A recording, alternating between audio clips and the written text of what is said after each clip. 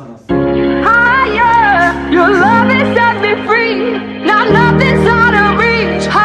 처음 왔을 때 있지 않습니까?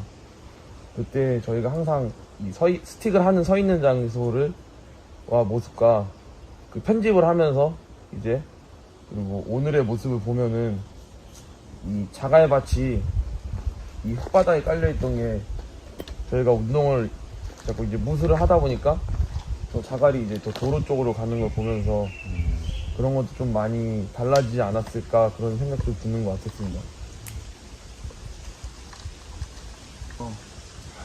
여기 밑에 바닥에 여기 나뭇잎이나 그런 것도 많이 떨어져 있지 않았습니까?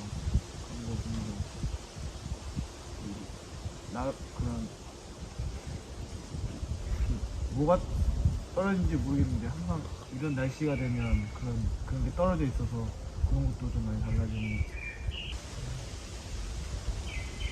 노라일체 사상이라고 그거를 이제 고집했던 일 중 하나가 자연과 하나는 자연과 나는 하나다.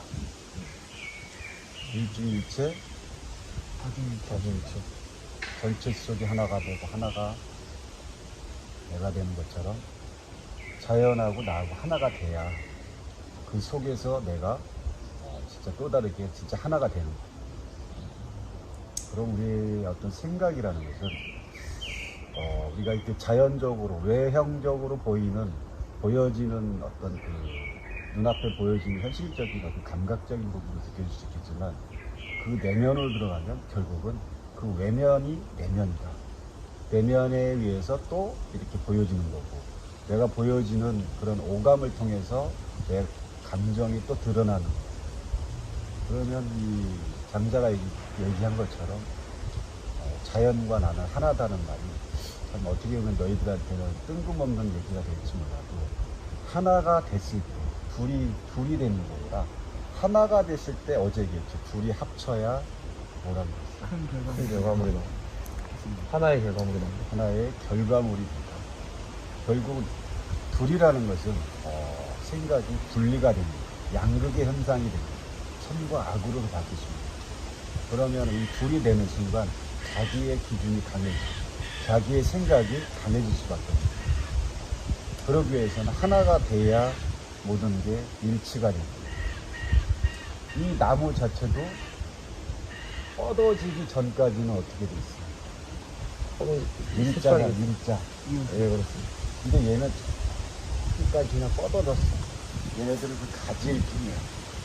근데 저 나무를 보면 밑에는 일자고 위에는 아예 서로가 분리가 되죠. 분리가 되는 순간 서로의 힘이 분산이 돼. 이 사람도 마찬가지야.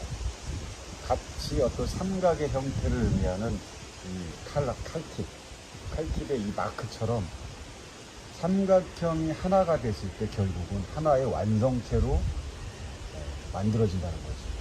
그럼 각자의 객체의 어떤 생각은 가지고 있지만 그 생각을 하나로 집결을 시켜야 된다. 집결. 그럼 그 하나를 모아지기 위해서는 나라는 생각, 내 생각이 어떤 주장적인 부분도 분명히 있지만 그런 생각을 해야 되는 게 또 인간이지만 내 생각도 맞지만 상대의 말을 또 무시해서는 안 된다는 뜻이에요.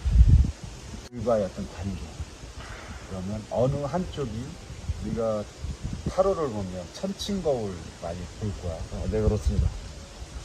어떤 균형을 잃는 순간 치우침이 생긴다. 찍고 있죠?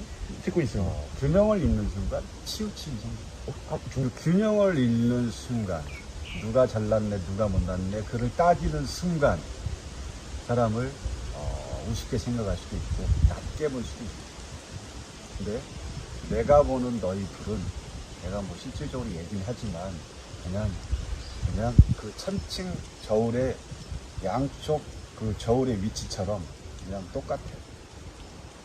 어느 한쪽이 잘나고 어느 한쪽이 못나고 스승이 보는 그런 입장은 그러하다.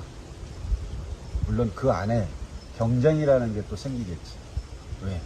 내가 올라서려면 깨우치려면 반드시 경쟁을 통해서 내가 상대를 보면서 상대가 하지 못하는 그런 여러 가지 내용을 내가 또 끌어올려야 됩니다. 장단점은 있지만 그 단점을 무력화시키는 게 장점이에요. 단점이 강해지면 당연히 장점은 약해지겠지. 장점이 올라가면 단점은 낮아집니다. 단점이 올라가면 장점은 내려가는 거예요. 그럼 내가 장점과 단점 중에 어떤 쪽이 강하냐? 장점이 많냐, 단점이 많냐? 나 또한 마찬가지. 그럼 내가 단점이 많아. 그럼 이 단점을 장점화 시켜서 이 단점을 없애는 게 아니야. 얘를 단점화 시키는 거야. 장점화 시키는 거야. 그러면 점점점 비등해지겠지. 예, 그렇습니다. 그럼 얘를 단점으로서 보는 게 아니라 장점화로 본다면 얘가 올라가는 게 아니라 어떤 천층의 저울의 어떤 균형이 맞는 거죠. 균형이 맞을 때 흔들림이 없는 거예요. 치우침이 없는 거예요. 지식과 지혜에 대해서 잠깐 얘기해볼게요. 결국은 지식이라는 것은 우리가 일상생활에서 우리가 살아가는 그 가운데서 지식에 의해서 계급이 층이 생기게 돼요. 그러면 지식인이라고 이렇게 보면은 어떤 지위적으로 봤을 때 상당히 높은 교수라든지 그 외 지식인들이 많겠지. 그러면 그 사람들을 볼 때는 지식적으로는 높을지 몰라도 지혜는 많지가 않을 수도 있어요. 그럼 지식이라는 것을 지배하는 건 뭐냐? 지혜예요. 그래서 우리가 일상 속에서 지식은 쌓아 나가면 머릿속에 쌓아지는 거예요. 차곡차곡 계단처럼 공부를 하면.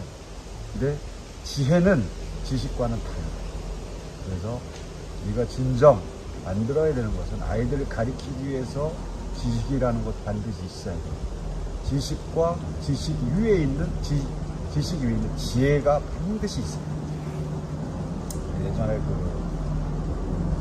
심사인당이라는 파트에 서론도 많지만 심사인들 지혜가 상당히 높으신 분이에요. 그래서 이런 지혜와 지식을 따졌을 때 만약 우리가 봤을 때 지식이 높으면 사람들이 저 사람 똑똑하네 이렇게 할 수 있지만 지식을 앞서가는 건 지혜다. 그럼 결국은 이 균형을 잡기 위해서는 지식이 아니다. 물론 지식적인 내가 사범으로서 아이들을 가르치려면은 그 전문가로서의 어떤 지식은 반드시 필요해. 필요하지만 그 지식을 남용한다거나 어떤 약간의 내가 치우침이 올라서서 누구를 깔른다거나 누구를 뭉갠다거나 그런 거는 결국은 지식으로서의 가치를 스스로 깔아내리는 거예요. 그래서 이 장자가 말하는 것처럼 자연과 어떻게 보면 자연이 세상이지 어떤 위치가 곧 나다. 나를 통해서 내 오감을 통해서 세상을 들여다보듯이 모든 것은 내 안에 하나의 일체가 됩니다. 자연과 내가. 그러면 너희들이 어떤 1년 전의 모습 여기에 많이 쌓였던 이 자갈의 모습을 결국은 우리가 여기서 그만큼 운동을 하면서 자갈을 어떻게 보면 몰아냈겠지.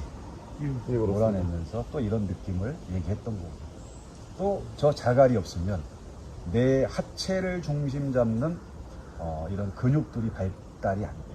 긴장을 안 해. 땅에서 밀착된 동작에서 움직이는 내 하체의 힘은 미끄러짐이 없기 때문에 긴장을 덜 해. 그렇지만은 이런 자갈 위에서 내가 움직일 때는 다른 이런 밑바닥보다는 힘을 더 주게 돼. 그러면 거기에 근육이 또 발생이 될 수 있는 거예요. 단 어떤 유기적인 몸의 흔들림이라든지 중심적인 부분을 찾아갈 때는 자갈과 흙과 고루, 비탈진 여러 상황에서의 움직임을 통해서 내가 근육의 발달을 또 시켜야 돼. 그러면 다르게 말해서 애들과의 관계에서 수업은 곧 똑같은 거야. 자연과 내가 하나가 되듯이 아이들과 내가 하나가 됐을 때 교육의 흐름이 삼각구도를 이룰 수 있는 거야. 알아들어? 너무 어렵게 얘기했나? 어렵지만 이해는 되는 것 같습니다. 그래서 이 자연이 뭐 여러 가지를 얘기했지만 이 자연의 현상을 보면서 우리는 이 삶을 또 지켜볼 수도 있는 거예요. 삶이라는 건 또 너무 방대하고 어쨌든 이런 얘기를 하는 자체가 어떤 치우침이 생겨서는 된다, 안 된다? 안 됩니다. 안 된다. 치우침은 곧 분열이다. 분열은 곧 치우침. 그러면 결국은 둘이 하나가 돼서 둘이 합쳐서 하나를 만들어야 되는데 서로의 어떤 객체로서의 분리가 되면 결국은 하나가 I run the days into the night.